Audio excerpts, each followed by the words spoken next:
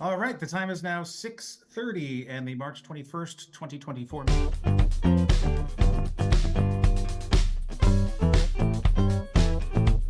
Resident Board that upholds standards and procedures as defined in the Winooski zoning ordinance. We review and make decisions on subdivisions, site plans, conditional uses, variances, and appeals of the zoning administrator's determinations. We have authority through Vermont state statute and ensure due process, protecting the rights of applicants as well as the rights of the public to participate in proposals for land development within the city. Appeals of decisions made by this board are heard by the Vermont Superior Court Environmental Division and the Vermont Supreme Court. My name is Matt Basowich. I'm the chair of the DRB. Harlan Miller is our vice chair. He is not here tonight. Elsie Goodrich is our secretary, and she is not here yet.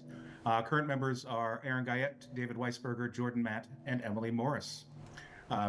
Votes and recommendations are always cast in closed deliberative session that will usually take place after the hearing tonight, but if that's not possible, it will take place as soon after tonight's hearing as possible so we can make a decision in a timely manner. We ask anyone participating in tonight's hearings to swear or affirm that all testimony is entirely the truth under the pains and penalties of perjury. We will ask you to say, "I affirm," before testifying. Raise your right hand if you'd like. Online Zoom participants, of which I don't know that there are any right now. We have one. Oh, we do have one. Yeah, okay. We do have one.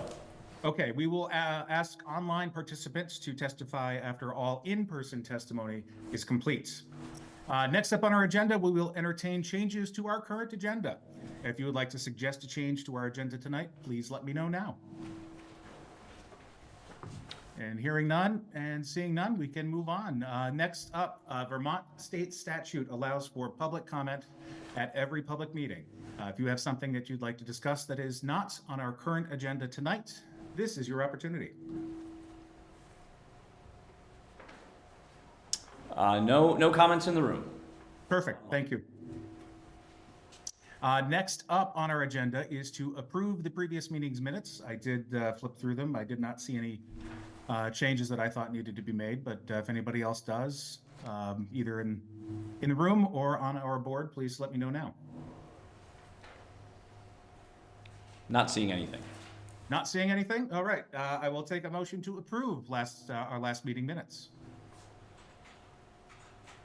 I make a motion to approve last January's meeting minutes. I'll second. And is there a second? Yep, seconded. Seconded. All right, all those in favor, please raise your hand and say aye or give a thumbs up. Aye. I can't see you, but I'm assuming that was unanimous. I hope that was unanimous. Any abstentions? Not everybody voted. I think Not everybody voted. All right. All those who say no, please state that now. And any abstentions, please let us know now. I wasn't here. Several abstentions. so. Okay, so we've got. So for the purposes of tonight, since we've got 6 of you here, in this case, Jordan, since you made the motion, you'll be our alternate voting on this. So Emily, you won't vote. So we've got 3-0 with two abstentions. So okay, so those 3-0. Two abstentions. Okay, and we do have a quorum with the abstentions in place. correct. Yes. Okay. Awesome. All right, so last month's or January's meeting minutes are officially approved. Thank you. Our one substantive item on tonight's agenda is a public hearing on a conditional use request at 165 East Spring Street. I will now invite the applicants, as well as any of their representatives, to please come forward. And while they're coming forward, I'll just do a quick introduction on this to kind of set the table a bit and talk about why we're here as well. So also, when I'm done, if we can open a hearing as well, that would be great. But Yes. this is a request for a detached cottage on an existing lot located at 165 East Spring Street. You've seen this parcel at recent meetings. There was a recent request for a subdivision of the property to subdivide kind of the western portion of it off that was approved. That is not included with tonight's agenda in any way, shape, or form. We're strictly looking at the property at 165 East Spring Street. As I mentioned, it's a request for a detached cottage. A detached cottage is listed as a conditional use in our land use regulations. Detached cottages are allowed to be up to 1,000 gross square feet of habitable floor area. So they, as a detached cottage, it's only required to have one parking space. The detached cottage, the setbacks for it are 5 feet from the adjacent property boundaries. So the proposal does meet all of those standards. It does also include parking for the existing 2-unit building that's on the property. It also has to stay below the maximum lot coverage of 50%, which based on the plans that were submitted, it does meet that standard as well. So included with the agenda was a memo from me outlining the standards of review for conditional uses of any kind, whether it be a cottage or other conditional use, as well as the application package that was submitted by the applicants on this matter. So any questions about kind of logistics or the role of you all tonight? Will the state review this for a building permit? Yes, the state will review it for a building permit as well. It will require a state building permit and also a local building permit also. Okay. Before we get going, is this there's an existing structure in this place already. There's a garage, is that accurate? Yes. Is this a property conversion or is this new construction? So why don't we, before we do that, Matt, why don't we open the hearing, swear people in, and then we can let the applicants get into that part. Then we'll let them talk. Okay.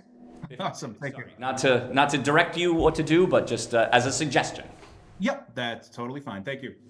So we do need to open the hearing. So we need a motion to open the hearing from somebody on our board. So moved. Okay. Second? Seconded.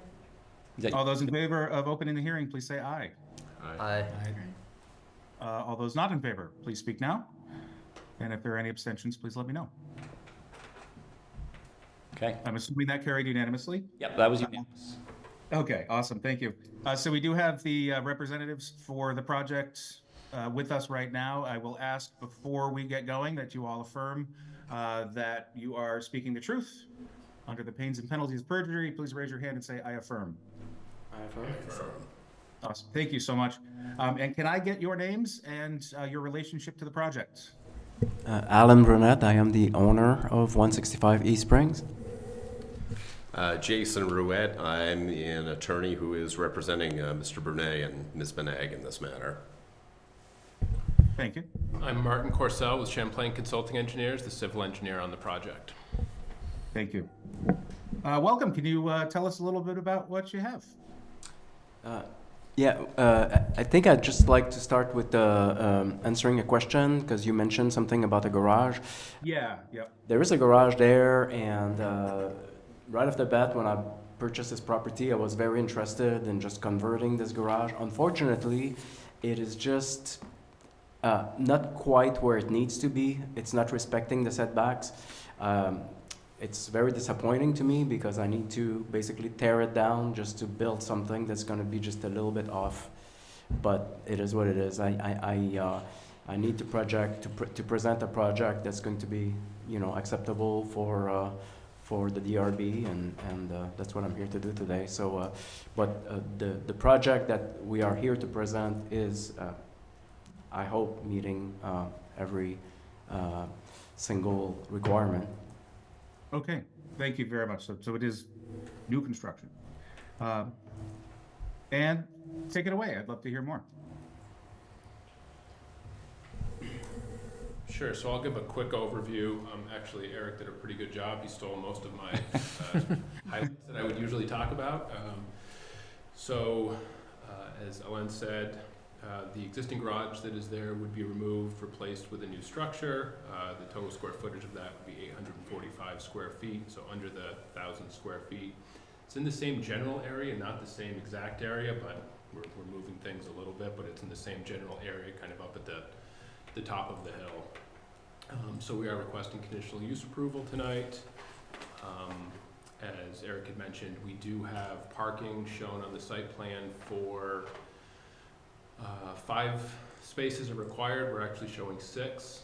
So the 5 that are required are there are 2 units in the existing 165 East Spring Street duplex, kind of shown down on the bottom of the page there. And then the 1 space that's required for the cottage, but we are showing a total of 6 spaces as proposed. Again, lot coverage is just under 35%, which is under the required 50%. And as you can see, the cottage is in yellow. It does meet all of the setback requirements for the accessory structure. I thought the staff memo did a really good job of kind of highlighting our proposal and outlining how we meet the various conditional use standards. Thank you for going through and showing this. So this plan is kind of zoomed in a little bit more. So you can see the gray would be the parking areas on kind of both sides of the building. There's also going to be parking kind of under and in front of the cottage. And then there is a stairway that would serve the existing duplex down on the lower portion of the lot. On this plan, you can see we are putting in, I believe the total number we have, it's either 6 or 7 yard drains and 2 catch basins to handle the stormwater from this site. So what we're proposing is actually going to be a little bit less impervious square footage than is on the site now. But we still do want to, there's really no existing stormwater collection on the site, so we are putting in, again, a system of yard drains and catch basins to collect it, to bring it down past that existing duplex to deal with the stormwater runoff. Sorry, could you speak just a little louder? Oh, sure, sorry, yeah. Behind you, yeah. Okay. With the microphone, I'm never sure exactly who can hear me and who can't. This sheet does not show it, but we are proposing municipal water and municipal sewer connections. There is already existing water and sewer on the site, and we are proposing to connect down to the building and then connect to those existing services. That will require a state of Vermont wastewater permit, so if this project moves forward, we will certainly be requesting that. And can you clarify, do those connections, are they on Spring Street going down the hill, or are they along the road there? Spring Street. They would connect down to the existing structure and then down to Spring Street. So you can kind of see the bottom right there, there's a note that says existing water and sewer services to remain. So that's how the existing building is served, and that's how we would be proposing to serve the cottage as well. Is there Okay. a sheet that shows that? Is there one? Is there a plan sheet Yes, that there shows is. I utilities? think it's the next sheet. I think Okay. C3 shows that we'd be kind of connecting those. Yeah, right there. Parallel to the stairs, on the right of the stairs, you can see there's 2 separate lines being shown, one for sewer, one for water, going down, connecting to the building, and then we would, from the building, connect to those existing services. And is that common practice to connect under the existing building? Through an existing building, yes, and actually in this neighborhood, it's happened in the recent past. Yeah, David, just to provide a little bit more on that. Typically in the city, we will allow for a cottage or an accessory structure of any kind to connect to the existing property, provided that the service coming into the property is sufficient to serve it. So that's typically how, when accessory dwellings or cottages are built in the city, they typically are served off the existing line from the house. Okay. Thank you, and that will be part of the state wastewater application, stating that this existing services are sufficient. Am I seeing electric coming up from Spring as well? I'm not sure that we have the electric on here right now. That we would work with Green Mountain Power to determine kind of where they want that to go. Does the current garage have electricity? It does. I don't think it can support, it's just like for lights, and I believe that the garage doors are electric, so it's probably like 15 amps. And Okay. it's just like connected to the main electrical panel at the duplex. Gotcha. I do have a separate bill for this, so it's like the house panel if you want. So As I'm squinting to look at that, you are correct. We are showing it running up the hill, connecting the two as well. So we would confirm that with Green Mountain Power. But yes, you are right. We are showing that on the plan, Okay, connecting from the house up to the cottage. Thank you. yeah. I'm doing the same thing, squinting. Yeah. I can also zoom in if necessary. No, too. it's Yeah, no, it's a makeshift. I'm supposed to be in Winooski right now, so I apologize. And can you tell us a little bit more about the structure itself? Bedrooms, bathrooms, kitchen setup, expected number of occupants, that kind of thing. So I believe, so there were some architecturals provided, it's a 2-bedroom structure, and you can see on the right side of the screen there's the kitchen layout going into a living dining with a bedroom on that floor, also a bathroom, and then on the, so I believe that's the 3rd floor, correct? So there's Or the 2nd floor. So there's 2 floors. Sorry, Alan, if you could use the microphone just so that we make sure that the online folks can hear you as Okay, well. sure. All right. So yeah, what's on the left there is the first level. So there's 2 levels total, and what's on the left, on the upper part, is it's like half a parking. So if you will, the cars, and we can see that on a different page, but the cars are like halfway out.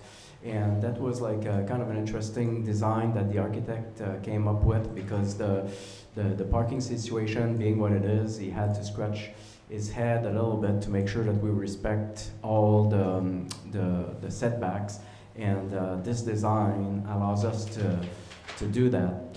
So yeah, so that's the first level there. So only half of the space is finished, and then the second level. So there's 1 bedroom in the basement, and a bathroom in the basement, and then on the second level there is basically like a full 1-bedroom apartment with a kitchen, bathroom, living room, and then another bedroom. So that's the design.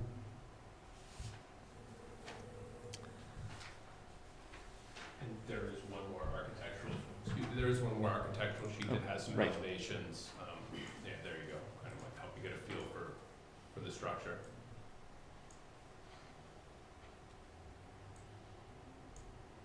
Where are those windows facing? Those 4 windows? I have a question. So yes. We'll actually take comments after their presentation. We'll be able to come up and ask questions as well.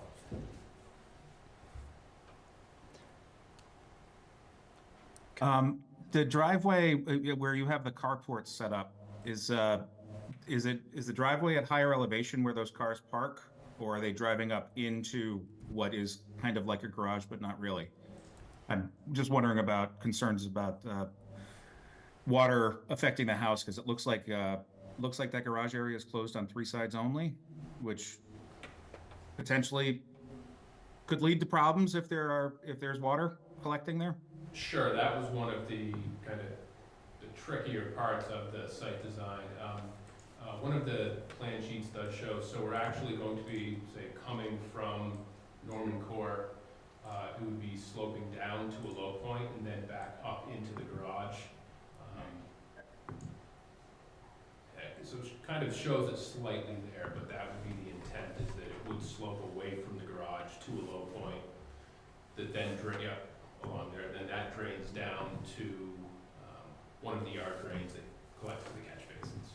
That's exactly it there. Yeah, You're right. pointing there. Okay. Pull up the plan again, Eric, site plan.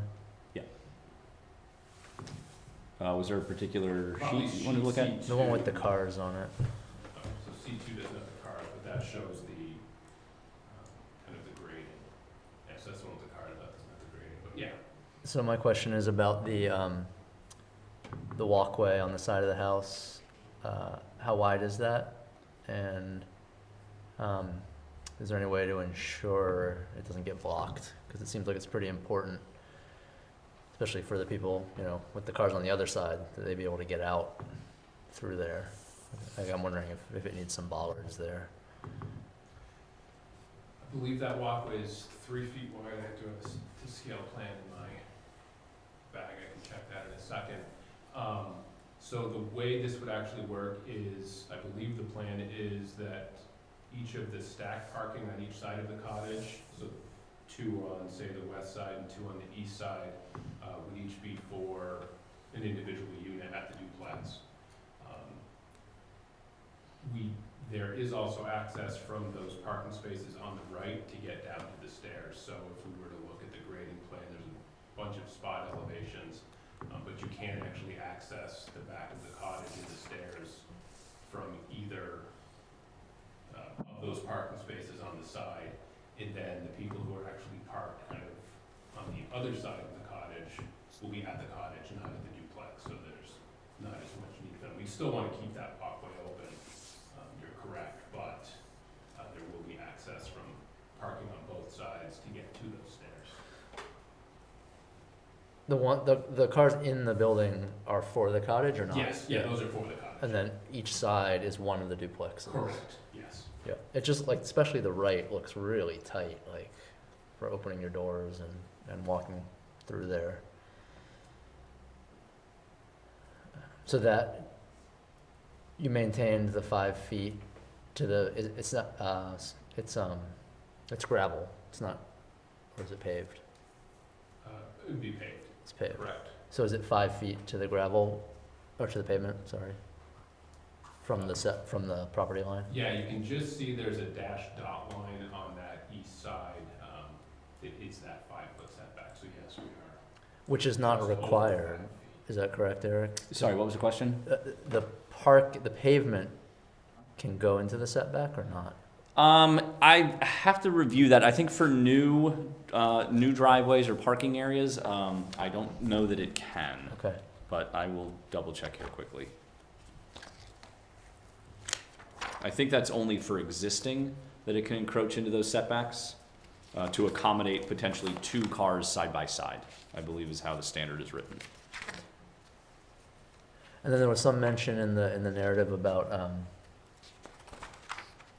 fencing, I guess for falls, or was that to keep the cars on there? Is that retaining wall supposed to be higher That than would be the? along the retaining wall, more so near the stairs, I believe, and intended by the cars. But the retaining wall will be higher than the pavement. We don't want people driving off the end, so the retaining wall will be higher, so it acts as a curb if a car stops. Thank you. What is, Go ahead. what's the plan for trash and recycling management? Well, that's a good one. You know, when I learned tonight that we only needed 5 parking spots, I was thinking maybe we can use one of those spots for trash cans. But that was a little bit of a head scratcher for me. I know that we have access to East Spring, so maybe potentially I could come up with something for the trash to be picked up of East Spring, but I don't know. But Marty, do you want to weigh in on this one? Yeah, so we had looked at it. I don't think we'd be proposing any sort of dumpster for here. It would be individual, totes. And there's certainly room in the garage, or in the garage/carport, I guess we're calling it, for the cottage. On the right, we do have room on the south side of where those cars are shown. And then we would need to see where we can fit. That may be for both of the occupants in the duplex. We did look at citing some of those, and it was certainly room to put some in the garage of the cottage, and they get wheeled out on a trash day. How is it picked up now? Is it on Norman Court, the pickup? Yes. Well, so yeah, they are on. Sometimes some tenants prefer to have them down by the duplex. We can't see that here, but it's a pretty steep hill going up from the duplex. Is quite a bit lower than, as you can appreciate with those stairs there. Yes. So currently, the tenants that are there are strong and mobile and young, so they don't mind hauling up those trash cans all the way up. They go through Norman Court and they go all the way to Hood Street. and put them there.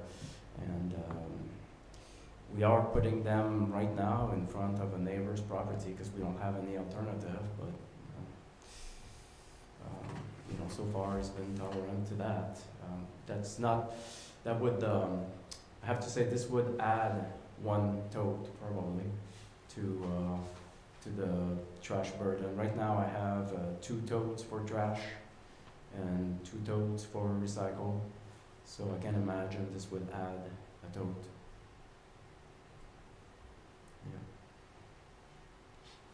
Yeah. Do you have a plan for snow removal or snow storage? I didn't think of that. If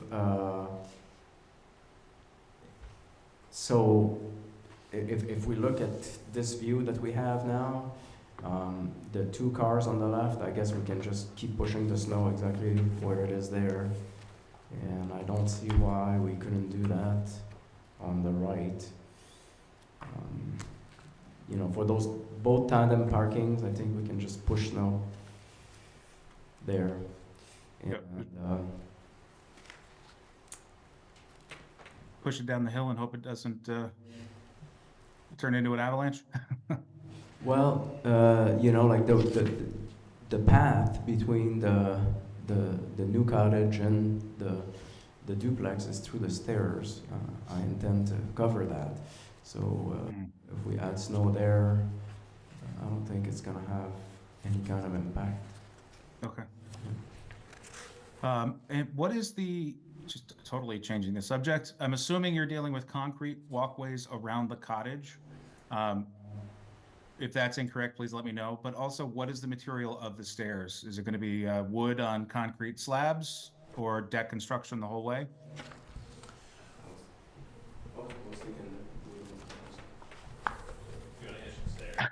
Yeah, the stairs, I was thinking that wood on concrete stairs with some kind of cover. Yeah, so this way it wouldn't have to be shoveled. So a little bit more cost up front, but no maintenance down the line and less risk for injuries. Yep. Okay. And then the pathways, the sidewalks could be asphalt or concrete. Okay. I'm so sorry. The stairs you said wood on concrete slabs Yes. or concrete landings? Okay. Correct, yeah. How tall is the retaining wall in front of the cars? Do you mean from pavement level up or off the back side? How, Pavement level up. okay.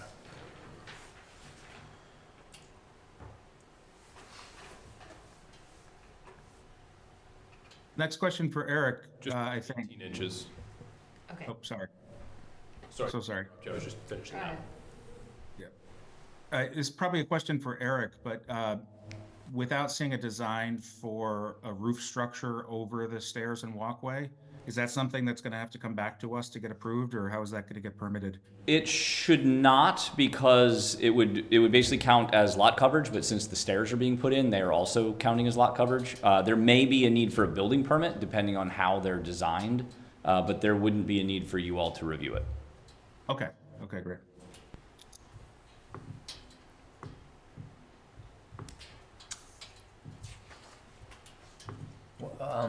Where are the entrances for the duplex?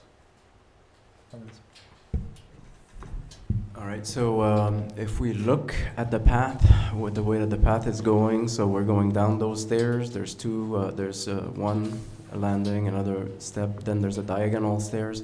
We can see there's some stairs going up on the duplex. Yes, so that is for the second level.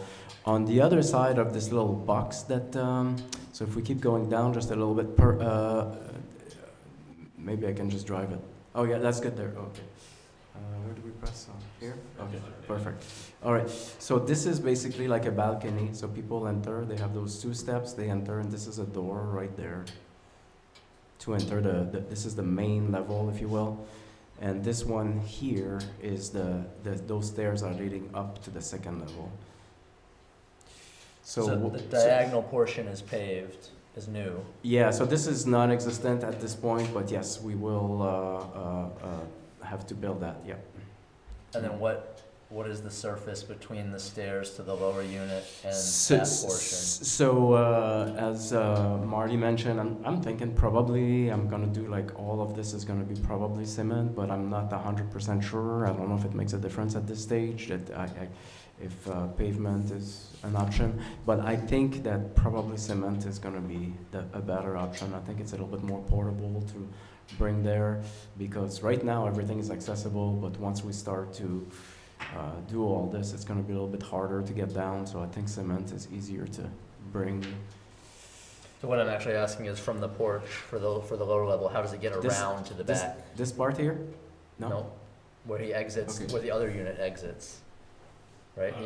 Here, Yeah, so right now. So, sorry, just so we're aware, Oh, the yeah, folks sorry, online sorry, can't sorry. see what you're all pointing at, so okay. I just want to make sure that I'm also clear on what you're showing, so I can, so if I understood Alan correctly, the lower steps, if you keep going down, The one for the first floor. that is the entrance to one of the units. Yes. That's a porch or a balcony to the lower unit. Oh, I can answer that. And so how do you get Yeah, from there yeah, back to your new path? Okay, so I can answer that. So right now, as it is, it's all paved. So this, you know, like I would just leave it paved. I would just leave that. This pavement has been, this area has been fully repaved. I would say, I think it was like 3 years ago. So the pavement is in really good condition there. So does that should show on here, right, and count for the lot coverage probably? That does it, it is accounted in the lot coverage. So this is a With that dashed tricky- line? Tricky plan set to read that dashed line is the existing driveway and parking lot for the duplex. The driveway and most of that is going to come out when when this project happens and to allow for the duplex on the subdivided lot that's on the west side of the property.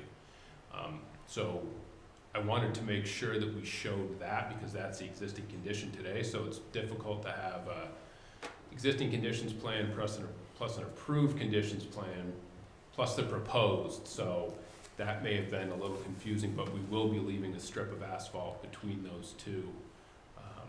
That's that existing asphalt that's there now, but we can certainly clean up the plan so it's more defined as to what would be coming out and what's staying. But if you left the maximum to the property line, it would still fit under that's what you calculated for We didn't calculate the maximum. We didn't calculate all the way to the property line. We have it off the property line, at least that 5 feet. It's only like 30% coverage right now. Right, so they can do it, whatever. Yeah, okay, great, thanks. Yeah. Very good question, though, because again, it was difficult to show all the kind of the 3 different phases of this project. Is that driveway still being used right now, I'm assuming? Yes. Would be? Okay. In terms of construction, is everything intending to come down from Norman Court, or are you proposing anything from East Spring? Yeah, so no, so for this project, for the garage demolition and bringing materials to the construction of this new structure, we're gonna have to use Norman Court, yeah. And you know, once we get a little bit more into questions about Norman Court, this is gonna be Jason's forte here. Thank you. Thank you for bringing it up. Should we jump into this now? Or? I don't, not unless they want to. Well, I was just gonna ask, what is the status? I mean, we saw you a year and a half ago. What is the status of, like, kind of the other project? And the reason I ask is because, there were, you know, this current property you're talking about, there were modifications to the property shown in that plan set. And has any of that been done, as part of the other project? The quick answer is no. Yes, so we did obtain, you know, the subdivision, and I'm grateful for that. And what's going to happen there is going to depend on what happens up there. So, you know, I'm a nurse as a regular job, and I'm not a developer, but I lined up, you know, good quality of, you know, contractors, fully licensed and everything. We do have some units, me and my wife, we have, you know, 19 rental units. We've done plenty of remodeling, but construction is something new for me. So I want to see how this is going to play out. It's a small cottage, it's a smaller project, 850 square feet. The other one, we're talking about like more like up of 2,000 square feet on 3 levels. And so I would say that if the cottage goes well, and then, you know, I might, you know, develop that duplex myself. And if it doesn't go as planned, and if it's more headache than anything, then I would sell that subdivision. So maybe this is a question for Eric. If this gets approved, does this supersede like the previous plan? So the previous plan was for a subdivision, so that didn't include any land development necessarily, but it did talk about, if I remember correctly, removal of some of the driveway features and asphalt that are associated with 165 East Spring Street. So I think if you are inclined to consider, however you choose to consider this, that could be something that's included as a condition, that some of those factors from that subdivision be addressed prior to moving forward with this project. Okay. If I may add something now, now that we have this up, so they're like removing the pavement is something that we're definitely going to do with this. And then we needed to bring stairs, and I didn't know exactly where the stairs were going to be. I didn't want to build those stairs twice. So I'm not saying this is why I did this, but certainly when I was considering, this was definitely a box that was checking on the positive, you know, the idea that if I develop this and I take care of those stairs, they're exactly where they need to be. And at this point, we have the subdivision approved, and yes, it's conditional, but we're not going to develop or sell until, you know, like those conditions are still in the back of my mind, and I would not try to, I don't think I could do anything without, you know, meeting those things. And yes, this is gonna check a few boxes by developing this. Yeah, there was also some easements required on this current piece of property to make that other one work. Are those all in place at this point? So, if I remember correctly, it was something about the vision. If we were to, so this is interesting because when we applied for this, we were just applying for the subdivision. But of course, the board were like, "Why do you want to subdivide?" And we said, "Well, we would probably build like a duplex, and this is what it would look like." And then we went a little bit further, and one of the questions were like, "Well, if a car gets out, then can they see?" And the answer was no, so we needed to trim some bushes, and it was not a whole lot of changes that needed to be done, but there were some things that needed to be done. And at this point, you know, like nobody's getting out of there, the duplex is not built, and you know, but of course, if we are to go for the building permit and all that, then we're going to need to address those. But at this point, I have not changed that, and that easement was for visibility and safety if a car gets out of that duplex. That is not approved, so it's still like a, yeah. Was there something else, Marty? I was just gonna add that easement that's being discussed is shown on the plat that was filed. So that has been, For the It's subdivision. shown for on the the, subdivision. it's shown on the plat, but is it recorded in the land? It's not. It is recorded, yes. Okay. The subdivision is recorded, and there are separate written descriptions that are also recorded as part of those easements. So Okay. they So are it on is. file in the city's land Yeah. records. Okay. Eric, you can probably answer this question better than anybody, but I know that going back a year and a half and then going back a couple years prior to that, there were some issues determining Norman Court and property lines, and also whether HOA is involved and things of that nature. Do you know if that has been settled, and if Norman Court is, if this fits where it needs to be? Yeah, so Controversy? as I understand it, and Jason is with the applicant's group, can speak more about this, but as my understanding is that Norman Court is located on private property, but there are rights of access to the properties that are along Norman Court. So that would include 165 East Spring Street, 153 East Spring Street, which is the newly subdivided piece next to it. I believe it's addressed as 159 East Spring Street, and then I want to say 157 East Spring Street, which is the farthest one in. I believe all of those properties have a right to use Norman Court, but it is on private property, so it is not, I don't believe it's under any type of association or group effort to any type of maintenance agreements or things like that. So, but I'll let Jason add any more that if he so chooses. Yeah, that would be great. So yeah, same question. Thank you. Sure. So, about a year and a half ago, we researched the status of Norman Court because there are some questions as to how wide it was and what purposes it allowed. And in our research, and this is detailed in the letter that I sent to the board on March 5th. Yep, and that's included with your agenda and with the materials as well, so you should have all seen that. The right-of-way benefiting this lot and Mr. Burnet's other lot was first established in 1939, and it was described as, and I quote, "a perpetual right-of-way for all purposes to and from Hood Street over the said driveway, which is not to exceed 25 feet in width." So that was the first time it established the width of the right-of-way, but it also established that it was a right-of-way for all purposes. It did not put any qualifying language in or any limitations for the use of that right-of-way.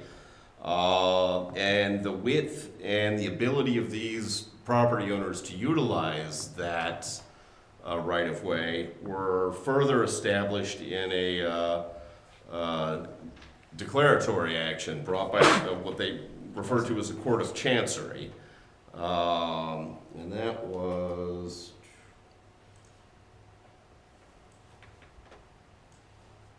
1956. And the Court of Chancery ruled, and I quote, "Norman Court is hereby judged and decreed to be a right-of-way of 25 feet wide, running between the lands owned by the plaintiffs on East Spring Street." And that officially codified or officially established how wide Norman Court was. And I don't think there has been anything in the records that would indicate that anything to the contrary. So the short of it is that Norman Court was established many years ago as a right-of-way for all purposes to and from Hood Street, and that it's 25 feet in width. And again, that was established both by deed and a court order by the Vermont Superior Court. I'll also just add, and I don't know the details of it, but Matt Parisi is online. He is the owner of 159 East Spring Street. Some of you were on the board several years ago when he had proposed a cottage as well on his property. That was actually appealed to the Environmental Division of the Vermont Superior Court, and there was some action taken on that, I believe related to the access as part of that process. So when we get to testimony, if Matt wants to provide any additional detail, he's welcome to do that or ask any other questions. So Okay. to add that. And I'm going to get to the gist of why I asked that question. In looking, Google Maps is obviously Google Maps. It's not city records. For some reason, Google Maps has that access listed as Rams Way. And we see it here as Norman Court. Does the city of Winooski recognize this as a named street, private or public? I don't believe the city does, because it's on private property, because it does not meet city standards for a roadway. I do not believe that the city recognizes it as a public or private way, or I should say a private way. It definitely does not recognize it as a public way. I think it's just recognized more as a deeded or a private access to these properties. Okay. And given the potential for confusion, this is literally the first time I've seen Rams Way. I'm like, where'd that come from? But given the potential for confusion, is there concern with emergency services accessing these properties via Norman Court or Rams Way should they need to? I'm going to say, well, first of all, I'm not going to speak for the emergency services, but I do know that there is a correspondence between Martin and our fire marshal related to access on Norman Court. And they have indicated, the fire marshal has indicated that Norman Court can be used as the access to serve this property.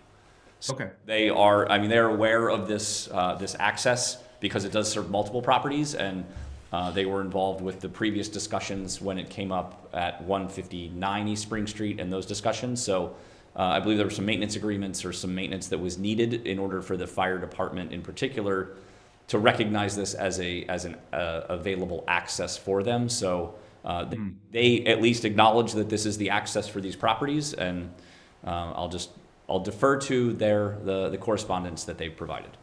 Okay. Yeah, my concern was just if, there's an ambulance call, whatever, somebody needs help really quickly. I feel like eliminating confusion would be beneficial for all. So that's where I was going, but there's nothing that this particular project can do about that, I don't think. So, Right. But maybe it's just up for discussion later. I think that's all the questions I had.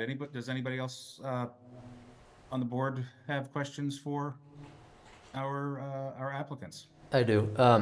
Do I remember from the subdivision that there was some question as to the I guess that's the northern boundary? Has the property been surveyed to locate that, that line? Yes, the property has been surveyed. I think that might have been at one of our, One of the requirements, maybe? one of our preliminary hearings.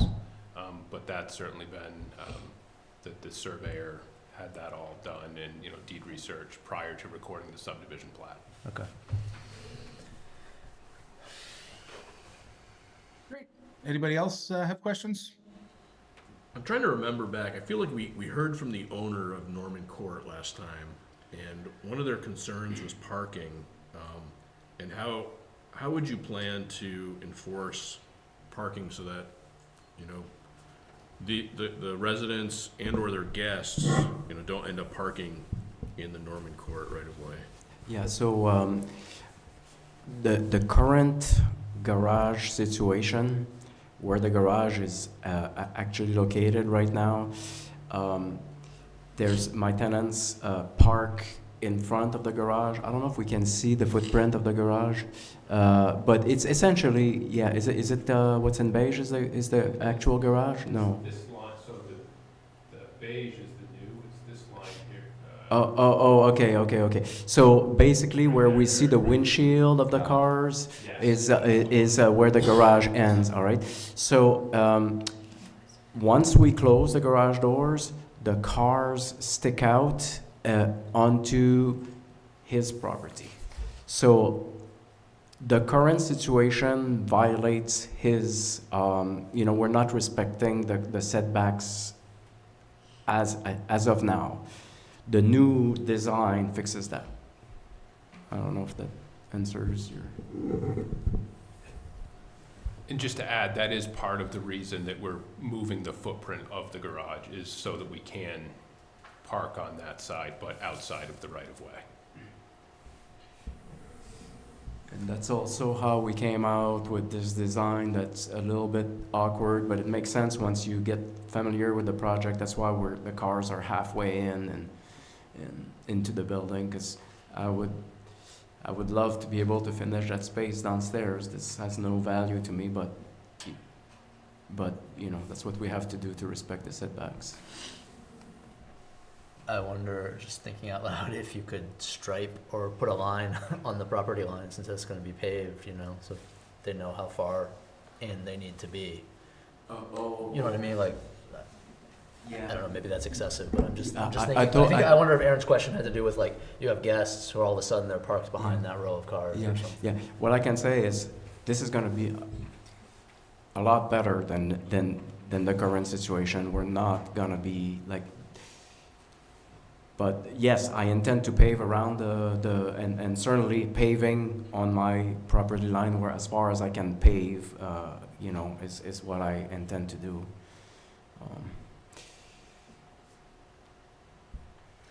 And also, we were talking about the water drainage, you know, so we're gonna have from Norman Court, it's gonna be going down, and before you go to the garage, it's going to be going up a little bit, and then it's going to be sloping this way. So you're gonna have basically, I know that people can't see me online, but if you can imagine a little bit of a V shape, but obviously V is too aggressive, but it's gonna be a little bit like this, and then like that. So the water, the surface water is gonna go to the right there, and then it's gonna get caught into one of those water drains. I know the question was not about water, but yeah. So, would the pavement end at the property line? You would need permission to pave beyond, yeah? Or no? I'll go as far as I can have it. I'm sorry, I don't master all the details here, but you know, when I actually contract this out, I'll make sure that the scope of the work is clear, and I will, you know, have it, you know, clear so they can know where to end. But I don't think I'm allowed to. I don't know how far I'm allowed to go. Well, I mean, I don't think the right of way allows you to pave there, right? No, I don't think so. To be honest with you, I don't think there's anything that suggests that he couldn't, to be honest with you, because the right of way is for all purposes. But you couldn't build something, like you couldn't build Well, a no, house he in can't the right build, of so he way. can't do anything that would interfere with anyone's use and enjoyment of it, but as long as he isn't changing the nature of the right of way in such a way that interferes with anyone's use, as long as it's consistent with the deeded use. I mean, would I recommend paving? Highly the suggest you right of way? talk to the owner Yeah. about that. I wouldn't recommend paving it over the right of way, absent authority from the owner, but is there any language that explicitly prohibits it? The answer would be no, and that is the funny thing about Vermont law, is there's pretty well established case law which states that if something isn't explicitly excluded from the use of a right-of-way, a court cannot read restrictions into a right-of-way.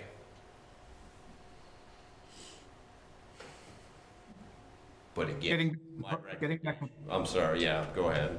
oh, no, yeah, getting back to parking, and not restricting that right of way. Do you have a plan in place for guest parking? That did come up, and I don't know if it was answered. If all three tenants have a couple people over on a Friday night, all of a sudden you've got 4 extra cars that want to visit these places. Where do you put them? The short answer is yes. So on East Springs, on the, I don't know, well, from the duplex, if you cross East Spring, on that side there, the tenants can park if they just go to the city and ask for a free parking tag. So they could, whenever they're having guests, go park there. They would be parked like in very close vicinity. Honestly, I think that the street parking versus the up parking there would be very similar in distance for them, and probably involve a little bit less stairs actually. And so they could certainly park there and invite their guests to park there. I don't think that the guests can park on East Spring. They can certainly park on Hood Street.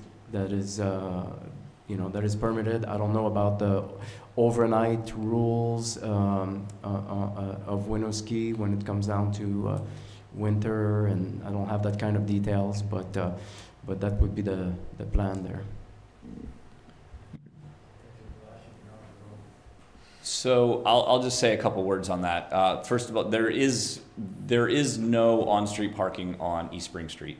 And Hood Street, I don't know how much of it, but I know a portion at least is resident only. And with these properties addressed as East Spring, they would not qualify as residents because they don't have a Hood Street address. So I don't know how far up the resident parking goes, if it goes the whole length of Hood Street or not, but up to La Fountain Street, or if it is only a portion of Hood Street. But so those would not be options for parking. East Spring has it up past Franklin, I think. Well, sorry, yes, up not in But this not in the section, lower right? Not, part. I don't believe, yeah, below. I think it's actually only I think it's actually not until you get up past Barlow that there's on-street parking on East Spring Street. There might be some on the north side around Barlow as well. There's but- some up above the parking lot across from St. Stephen's. That's resident, I think.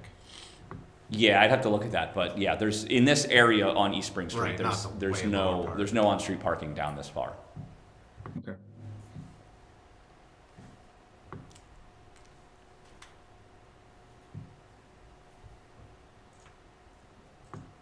Sorry, I'm just going through the maps, just looking to see where the most convenient on-street parking would be, and I'm struggling here. So that's going to be a concern of mine. The impact of the neighborhood should that happen. Are there any other questions from our board, though?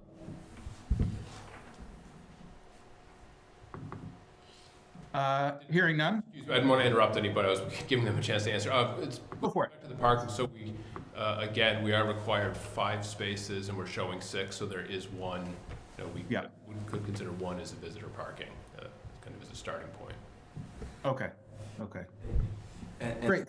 for what it's worth, right now my tenants, my duplex is fully occupied, and for both units, there's only one car. Okay. And I know that I can't say this is always going to be the case. Sometimes,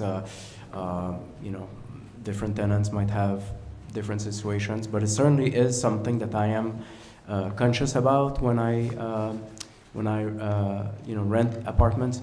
That being said, I know that when we make a decision in regards to this, there's going to be probably more landlords down the road and different tenants, but I just thought I'd bring this up. There's only one car right now for the duplex. Yeah, okay.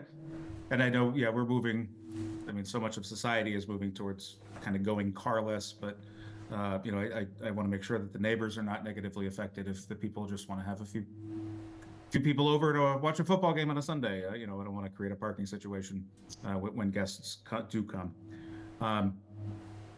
Not hearing any more questions from our board. I thank you. Please stay close. We will invite anybody else, excuse me, that is in the room to come up and testify, and we will give you a chance to respond to them as well. So thank you. Thank you. Sure, great.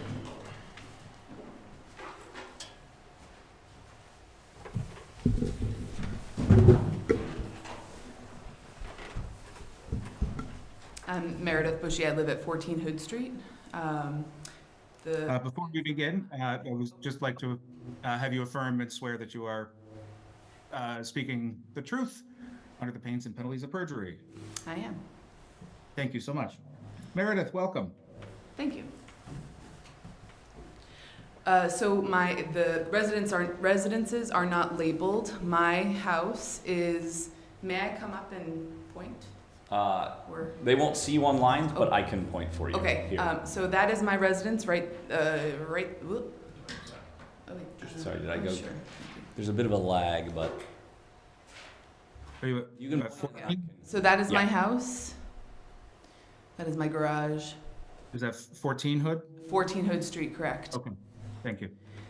And I want to just point out and remind the board that this is Alan's property, going all the way, I believe, right down here. Now, along this property line is a very steep embankment that is devoid of vegetation and has begun to erode. Alan is aware, and has been previously uncooperative with any efforts to rectify the erosion. That significant erosion will eventually erode and compromise our property line, and likely my newly installed fence that was expensive, that I put up because of the status of the existing duplex, 165 East Spring Street, which is the upkeep of that home, excuse me, is very poor.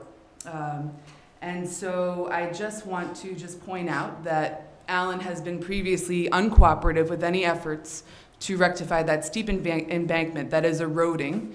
And my concern is that that significant erosion will further erode with any kind of new construction. It's going to unsettle that land and further erode that steep embankment that Alan has been previously uncooperative. Firm no, not even efforts at planting sod. And so another concern I have is with regard to those stairs. There are quite a few trees in that area that are quite large, and if cutting down those trees, my question is there a plan to cut down trees to build those stairs? Because the trees that are there are helping at least a little bit with that bank. So that is my question. And then also previously, I had, in previous meetings, I had read a 10-foot setback, and now I'm hearing 5. Can you explain the change? Sure, yeah, so this is an accessory structure, and an accessory structure has a different standard for the setbacks. The setbacks for an accessory structure are 5 feet, where for the primary structure it's 10 feet. Didn't we grant a variance to the little bump on We granted a waiver to that because waiver. it was an existing structure, yes, and it's already encroaching into that 10-foot setback. But we also, as part of that waiver, if I recall, we also said that it was for the existing structure only, and that any alterations would need to come back before the board to be reviewed. That was not just a blanket encroachment for the property.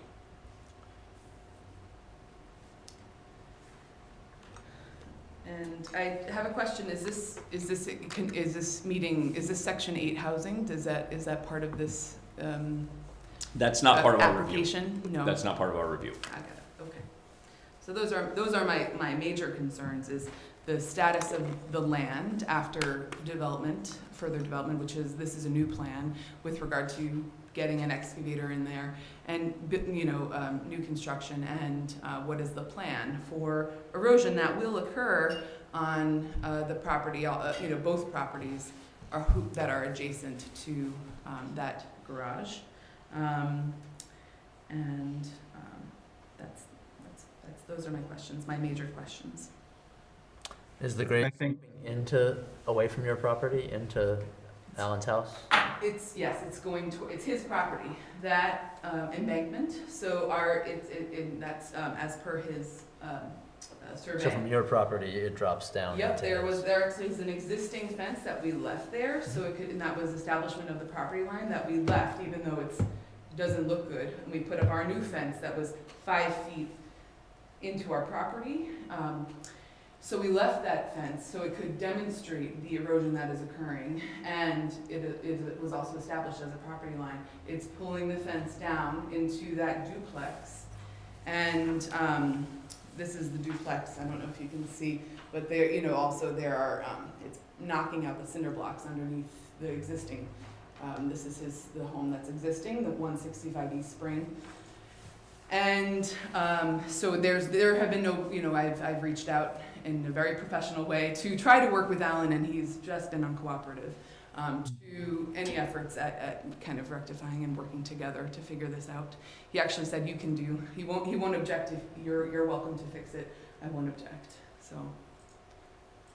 I was not able to see the picture that you just showed everybody. I was just curious if you could describe it as well. Eric, do we need to enter that?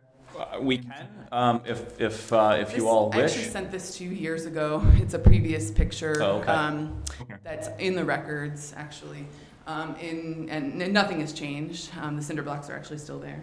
And I previously asked about moving those as well.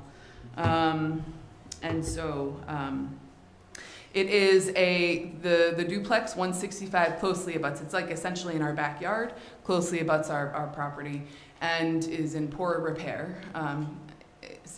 Some would call it disrepair, and is very poorly maintained in my opinion. And the issue is the ditch, the erosion that is occurring on our property, and what the plan is for that. In addition, further compounded by the fact that he may consider, if this is approved, of course, consider chopping down some pretty large trees to build that stairway. That is all that is all overgrown with trees. That where the stairs are proposed to be placed. And just to clarify, when you say disrepair, are you referring specifically to the potential condition of the erosion, or are you talking about the structure itself? I feel like the structure itself, especially the foundation. It's there are no cinder blocks holding up it's essentially like a sunroom that has 2 levels, and the foundation that sits, it's a sunroom that is attached to the main ranch, like split level piece. That sunroom, 2 levels. On the foundation of that sunroom, there are cinder blocks that are the foundation, and that entire length of the widest part of the sunroom, there are no cinder blocks. And so the only cinder blocks are on the lateral sides. Okay. The major issue is, that's not my home. That's, certainly the neighbors should file a complaint, I'm sure, with the city of Winooski. My concern is the erosion on his property that is eating away at my property line and eventually our home. And in fact, that erosion it is an issue with all 3 homes, 1, 2, 3, 4 homes rather, that abut Allen's property, but primarily it's steepest at my the property line for my home, I believe. Certainly is going to impact my property line and my newly installed fence. Mm-hmm. Is it possible to have Martin come up and answer some questions about? Well, I guess the question that I would ask is, do we want to have all comments from non-applicants first, and then have the applicants come back up and address any questions, or do them one at a Back and time? forth. I mean, I don't have a preference either way. I'll look to you all and to Matt to provide. I've been taking lots of notes. So let's, I'm assuming there are more people in the room that would like to speak. There's one. Did you want to say anything, Mr. Sparta? Okay. While you're thinking about it, we do have somebody online that does want to has their hand up, so we can switch to online, and then if Mr. Savard wants to say anything, he's in the room here and can come up after. Okay, great. So, Matt, you can go ahead and unmute yourself. Hi there, can you guys all hear me? Yeah. Yes, welcome. Great, thanks. I just had a couple of comments for this. I think we obviously need housing. All this kind of infill housing is important. So overall, I like the design. Speak to a couple of things here because my project became so involved with the existing neighbors. Obviously, it went to court. A couple of things I talked to Elaine earlier about already, and he was totally for. Norman Court needs a we need a road agreement in place for all of us. We set up one with the Coreys who technically own Norman Court, but currently only myself and the Coreys are part of that road maintenance agreement. Elaine said he had no problem, kind of becoming part of that as well. So I'd have to have the participation of the Coreys, but for all of us, because the city is not purchasing or taking over Norman Court, at some point down the line, it will need work. I put about 2 inches of SurePack over it, basically rebuilt it when I built the cottage, which is actually right next to his proposed cottage, right there. Yeah. So anyways, like I said, Elaine and I spoke before this. He said he was fine with that. I think it's a good idea. It's a good condition to have, just so that all the landowners along that, are involved in that process. The only other thing I would say, if Elaine was open to it, because I think it would alleviate some of his retaining wall problems and potentially erosion problems for me, is when I built mine, because mine was also set right against that 5-foot accessory setback on the western border there, on the left side there where those cars are. The existing driveway is basically butts up right against that 5-foot setback. That driveway is I'm assuming going to be removed, obviously, when this plan comes to fruition. And it would be my idea for both of us, and help his retaining wall, if that was infilled, it'd be hard to exactly show it, but infilled so that it helped with erosion, both for his retaining wall and for how my land slopes directly onto where it used to go down to the driveway. Doesn't have to do it, but I think it would help with the retaining wall there. Regarding the other issues, I've spent a lot of time there. I'm the builder, owner, developer, etc. The one really big tree that Elaine's gonna have to take down is a poplar tree. I'm by no means an arborist, but I've done a lot of work with trees over years, having to take down trees for various projects. It's a poplar tree. It's near end of life. There's signs of serious, what do you call it, the branches and so on and so forth that are dying at the top. So anyways, sorry about this. Did you construct your accessory cottage? Is that all? Is that in? It is. Yep, that is in. I was trying to bring up some plans just to kind of show the. Of course, that's not working. Sorry, give me 1 second here. Matt, you won't be able to share your screen to see those. Just Okay. All right. Now, my question is, seeing as you built 25, 30 feet away with a similar slope, does the plan for water runoff, stormwater runoff, and possible snow storage, does this seem feasible I'm assuming what you did, if it's working, then you have not had noticeable erosion coming from your property. Yeah, so again, I wish I could share. So mine's a bit different because I have a long front, I have a relatively long, what do you call it? I guess it would be rear property line that goes along Norman Court. So my parking is all stacked right next to each other there. I built a retaining wall also in front of the existing residence. And then I added snow storage by moving the fence. I was required with the neighbors, the legal agreement, to put a fence up there. But I've moved the fence back to allow for snow storage and so that you could get 2 cars past on Norman Court in the event of, a turnaround. As far as him putting snow, what's not shown there is he can actually put the snow kind of right at the corner of that property line, essentially. Yeah, how do I say that? Kind of right at I guess it would be either the 3 corners there? Yeah, exactly.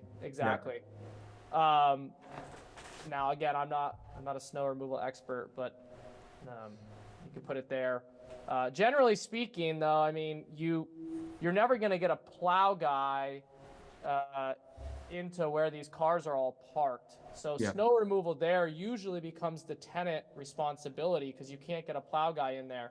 As far as Norman Court, the Corys and I have an agreement. They have somebody that plows who's relatively reasonable. And at the end of Norman Court, there's a huge, there's a large turnaround and a the snow storage area.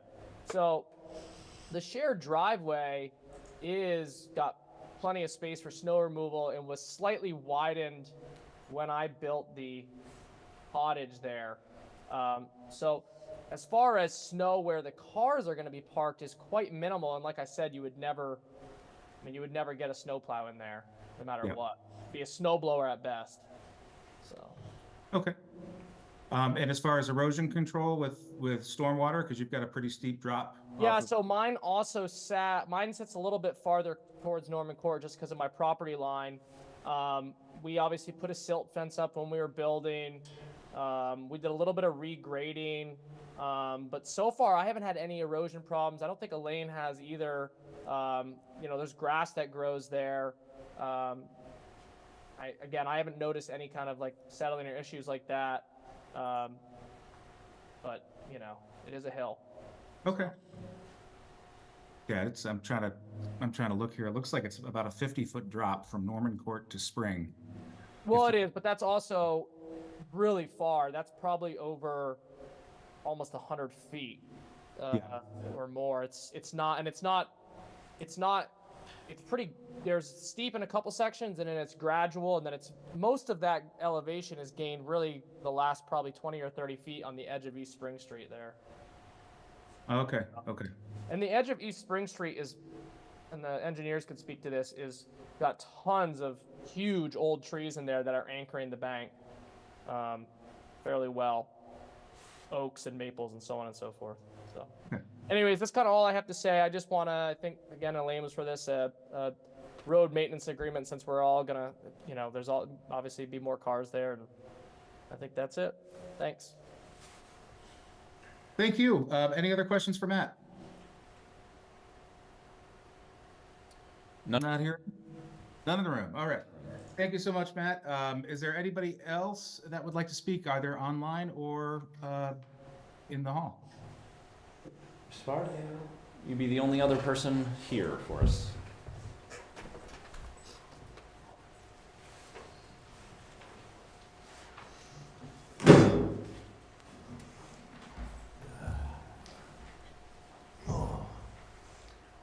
All right. Thanks so much. Please affirm and tell me your name. I appreciate it. My name is Chris Savard. I live at 16 Hood Street. I'm right on the side of Norman Court. Okay. Yeah, right there. So first question is, do you really have 5 feet near my fence?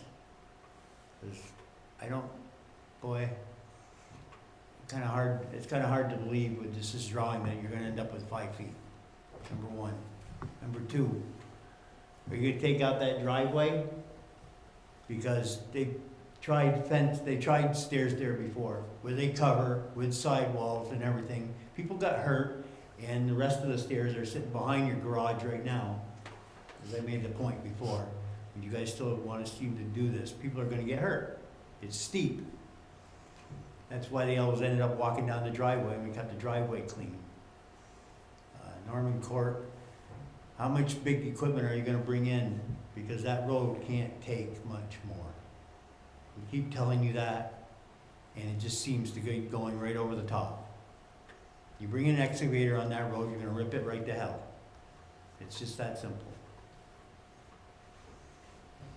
Pickup trucks, one thing. Maybe a very, very small dump is one thing. Anything bigger than that, it just kills that road. It's not really a road, it's a driveway. Like you said, it's a right-of-way. And Meredith's right. I've seen her husband cutting trees that have fallen because of the erosion into their yard. So, and it's eventually gonna start in my yard. Now, here's another thing. You talked about the wastewater runoff. What about the 2 natural springs? There's one at the beginning of the Corey property, right at the beginning of Norman Court, and there's one that runs right down my fence line. And that's part of your problem with water building up there besides wastewater and stormwater. I haven't heard anybody address the springs. They're not gonna go away, they've been there forever. I've been living in my house for 60 years, and that fence line where I am is wet until at least August, every year. Would you mind just clarifying where those springs are on the map that we have up right now? Down my fence line is one of them, Right there, yeah. yeah, and the other one is at the beginning of Norman Court. There's another one somewhere down a little ways, I'm not exactly sure where it is. I think it was between, over towards where Parisi is. But that one's not very big, the other two are.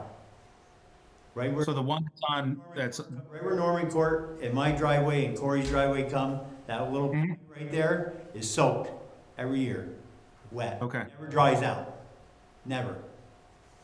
And my fence, like I said, my fence line doesn't dry out till August. Yep. So, okay. they're not gonna go away, and nobody's addressed that. They've been there forever. I've been in my house 60 years. The same thing every year. And I've seen those stair things twice. Been built, twice been ripped out before someone got killed. So it's very pretty, but it doesn't work. And it's gonna be proven again.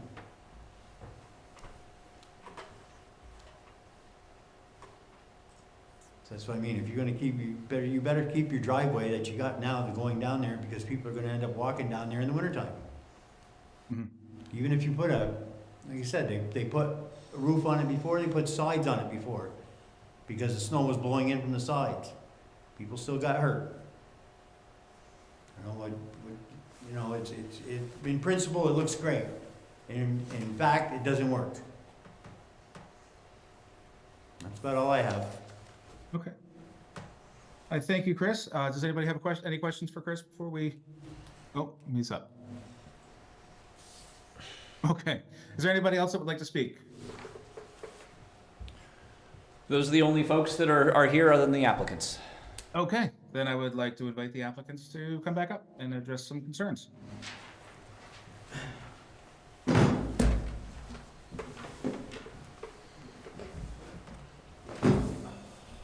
Thank you. I think probably quite a few things for me to address first, and then I'll pass it on down the line. So one of the sheets in our package, we are planning, and it's required, but we also know the site needs it. There is an erosion prevention sediment control plan that's been provided. That's primarily for the new construction that we were doing.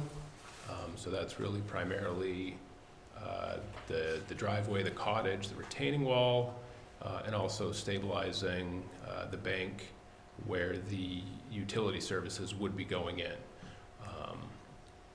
So I think that's something I can certainly discuss with Alain if we need to expand that scope a little bit more. If we're already in there stabilizing construction and we're a few feet away from maybe some exposed bank, it would be certainly a good time to address that stabilization as well,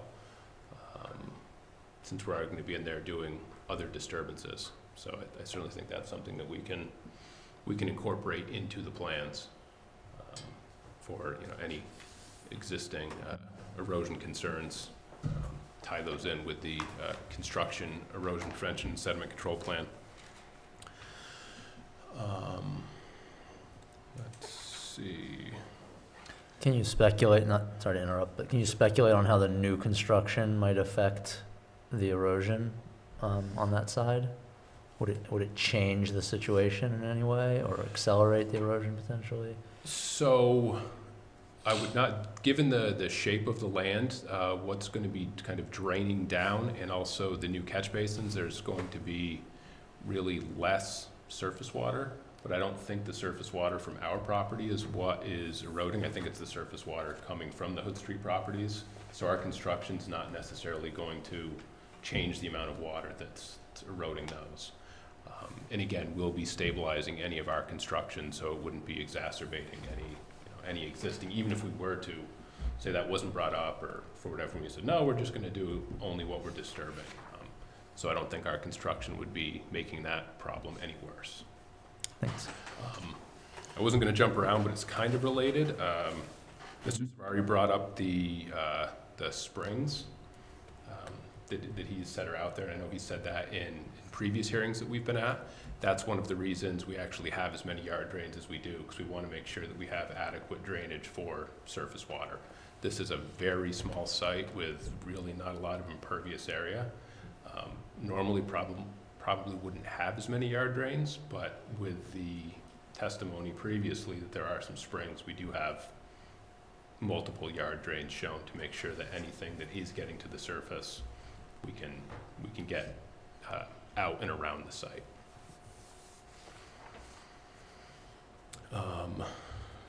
Now jumping backwards, where Matt Parisi, I think, again, that's something we would have to discuss a little bit, but I do like the idea that he had mentioned of potentially connecting the retaining walls. So we have that retaining wall on the left side that kind of follows the property line parallel to those two cars on the left side.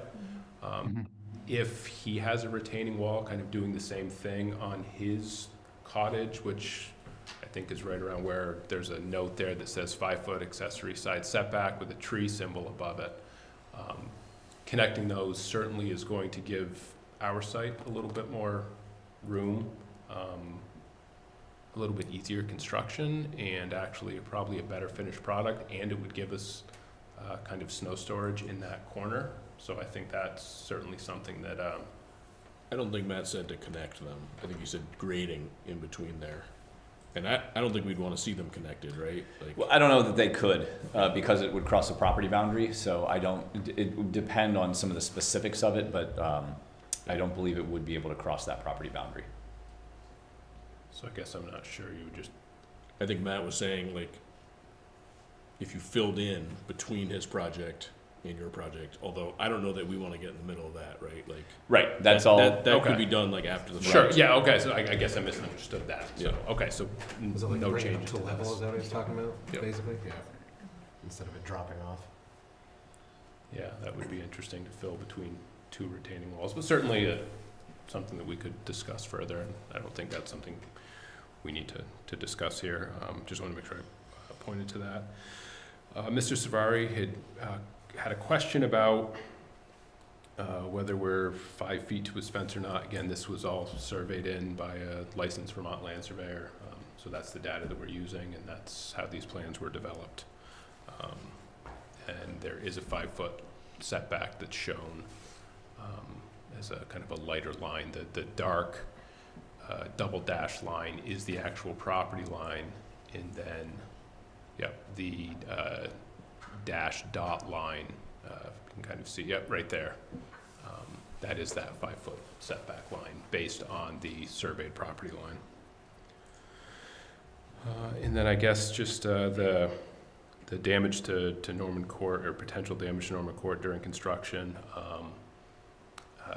Mr. Parisi was able to do his construction, it sounds like, and have it successfully done in a way that didn't damage Norman Court. So it would be our intent to do the same.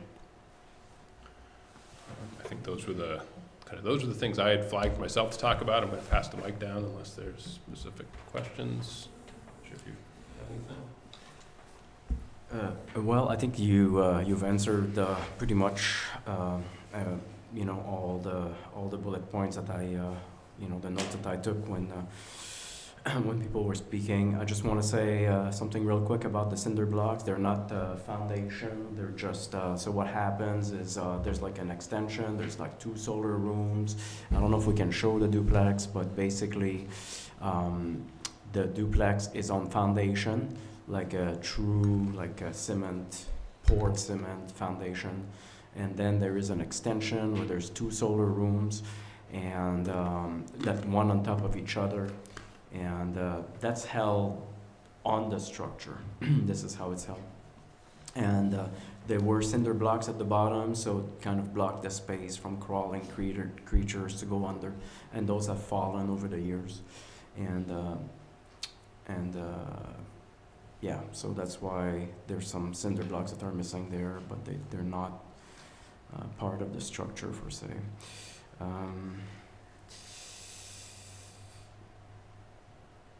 And yes, to answer Mr. Savar, like you mentioned, the property, all of this was surveyed, so it's difficult to imagine what it's going to be like unless you,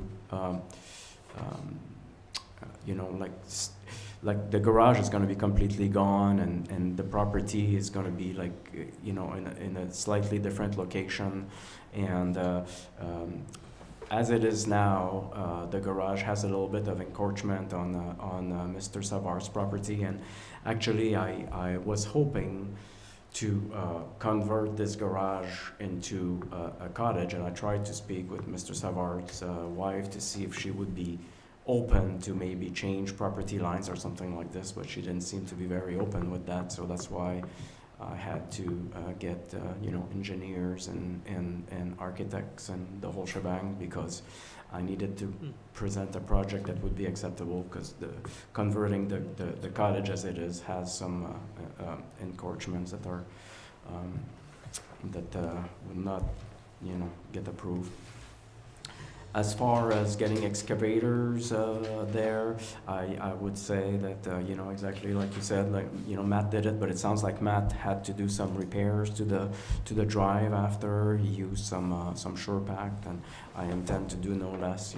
My intention is that once the project is done, Norman Court will be a little bit better than when we started. So I don't want to.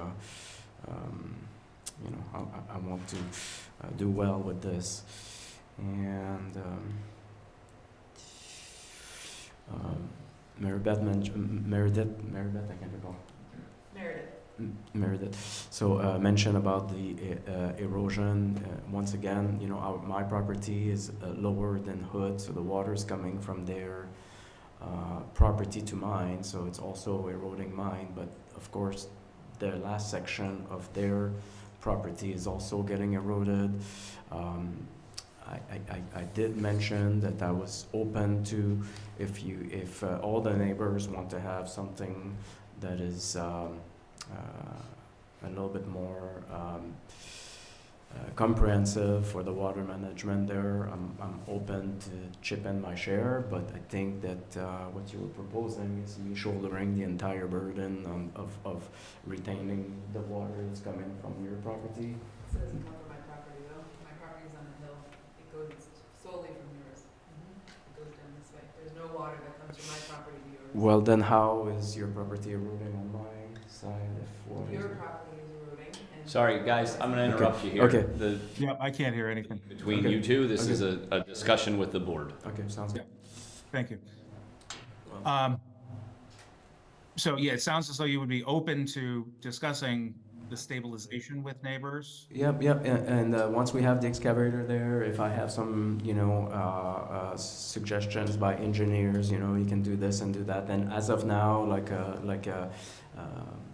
like Marty mentioned, there's going to be some water holes, like some drains that are going to be there that are not there currently. So the surface water is going to be redirected. So it's going to be a little bit better than it is now.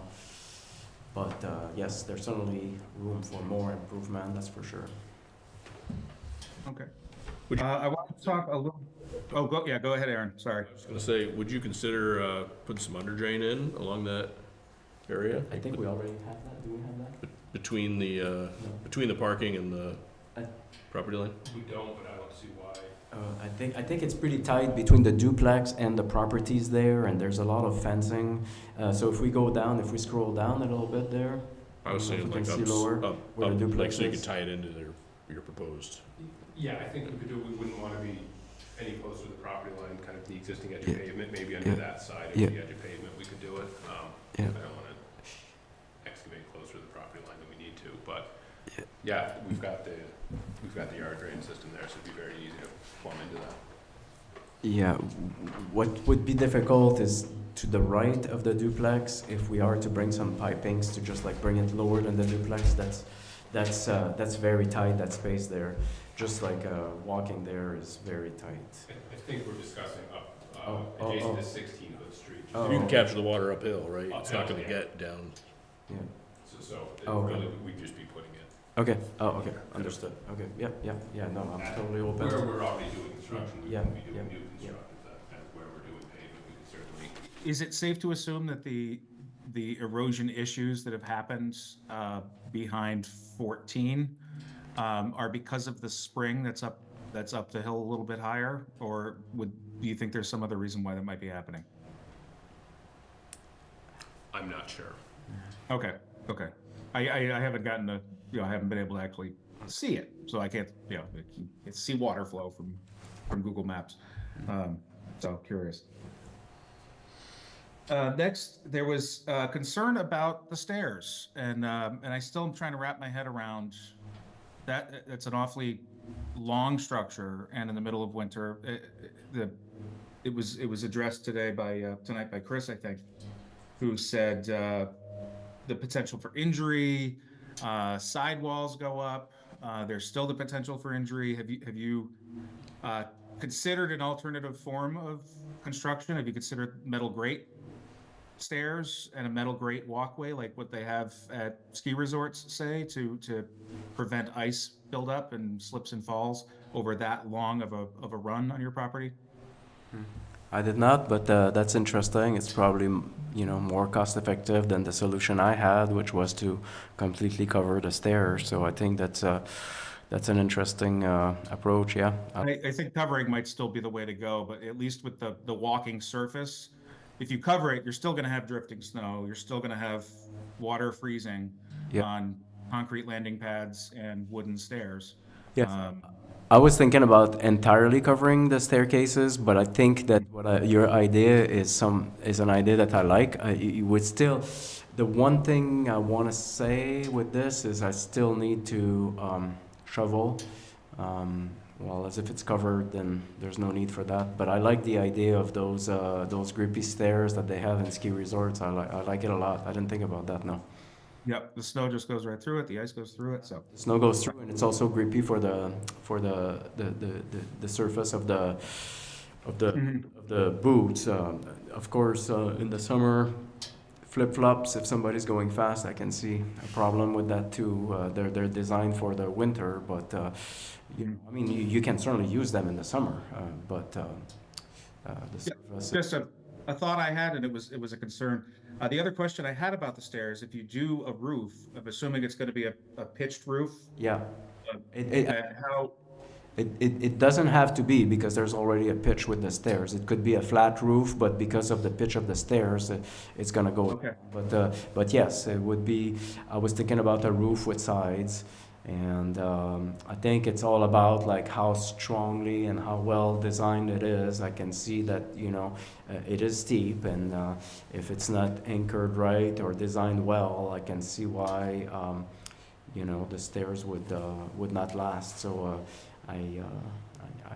It's my intention to, have a good, strong design, so I can do it once. I prefer to, pay a little bit more and do it once, but I didn't do a deep dive into the stairs yet. I didn't know that I would have that many questions, so I don't have a final design on this, but certainly I want to say that I'm aware that it's steep.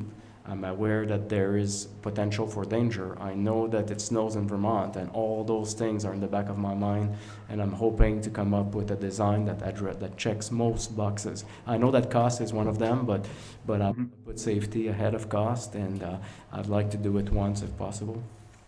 Okay. One more, I think, hopefully one more question about the stairs. Were you planning on lighting them under the roof and having lights running? And have you considered the impact that might have on your neighbors at night?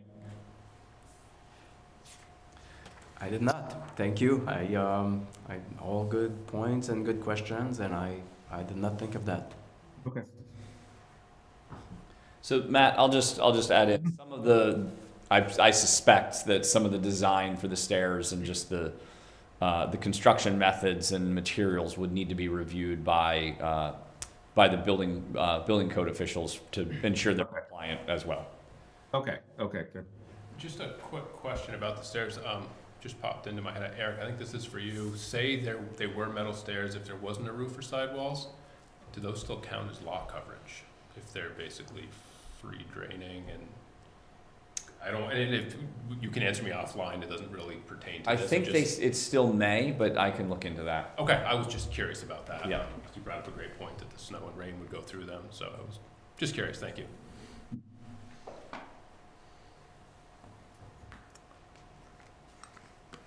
And you would be open to an agreement on road management, a more formal legal document? 100%, absolutely. You know, I haven't chipped in a dollar since I've been there. It's not because I'm cheap. You know, nobody's asked. As soon as they ask, I have my checkbook. I have it with me. Okay. Yeah. Thank you. Does anybody else have any other questions? I think that's what I had. I have a question. I was wondering if you were aware of Mr. Parisi's cottage and why that doesn't show up on the plans? That is because the survey was done prior to his construction. But if you would like that added to the plans, we can get that added. Mostly just the length of time it's taken us to get to this part of the project. Okay, that's fine. He moved a little quicker than we did. Yeah. I would be curious to see that, just to see where the elevation lines now land, to see if water runoff is potentially affecting this property now that Matt's cottage is built, or I'm curious to see. So I would like to see that. Any other questions? Not hearing anything? So sorry, Matt. Yeah, go for it. Matt Parisi does have his hand up again, if you want to recognize him online. Okay. Matt, you can go ahead and unmute yourself. Hi, thanks. I'll try to be quick. I think Eric probably has a copy of the final design for my site plans.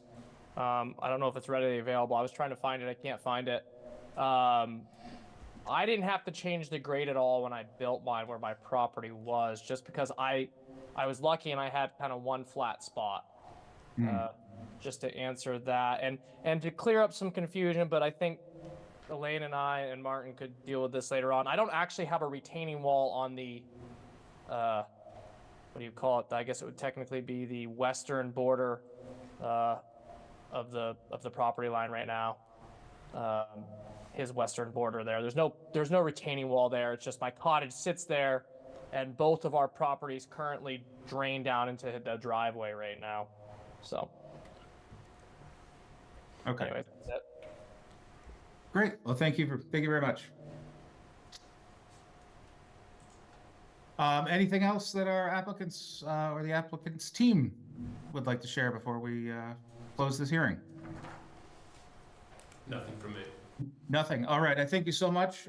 We will talk more in deliberative session probably tonight, 8:15 now, so I think we have time. I thank you very much, and I will entertain a motion to close this hearing. So motion?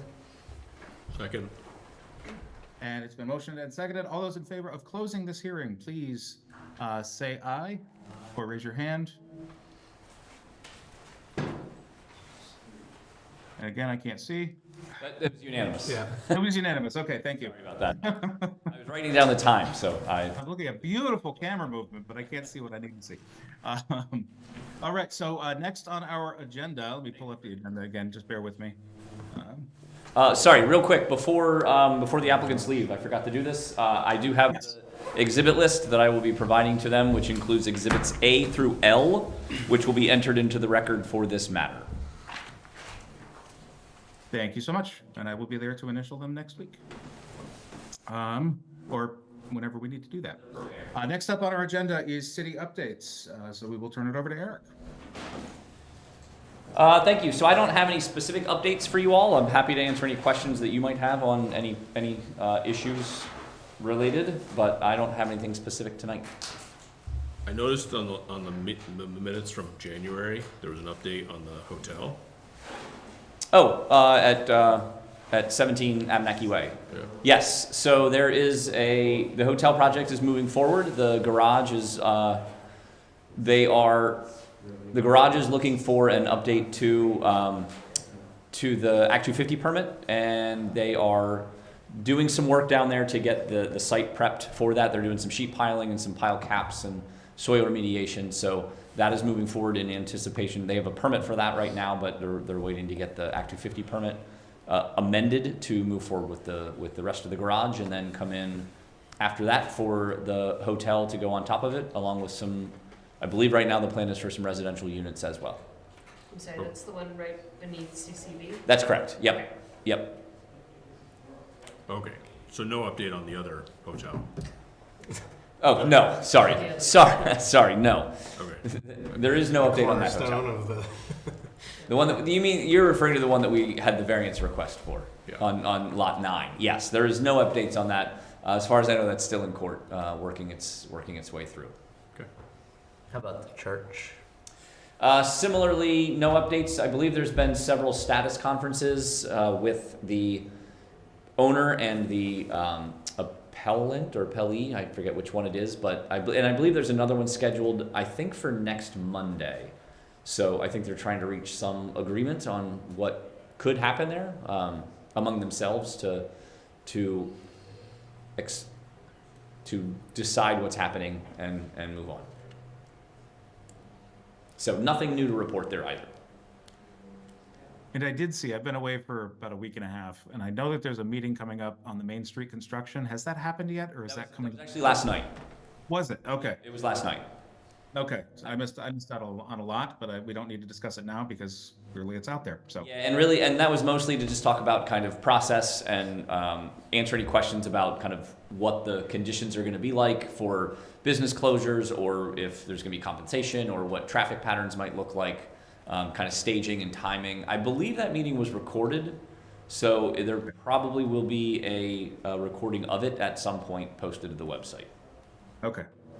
I will get my update there. Oh, I didn't realize I was still sharing my screen. I'll stop doing that so we can see. Oh. All right. If that's it for city updates, we will move on to other business. So the only other thing I have for other business is tomorrow is the deadline for a possible April meeting. I have not talked with anybody about any issues that they would have. If we do get anything submitted, we will need to reschedule that because I will not be in town. So that's currently scheduled for April 18th. But like I said, I haven't had any applications come in or had any discussions with anyone, so I'm not anticipating anything being submitted tomorrow. So if not, we will cancel that meeting. Okay. Unless you still meet for some reason. But Trivia night. I won't be here, so you all can meet on your own if need be. All right. And the last item on our agenda is to adjourn. So if anybody would like to make a motion to adjourn, that would be great. So moved. I'll second. And all those in favor of adjourning, please say aye or raise your hand. Aye. And I saw this one, so it was unanimous. Thank you. So I guess the question is, are folks okay going into deliberative session at this point? Yeah. Okay.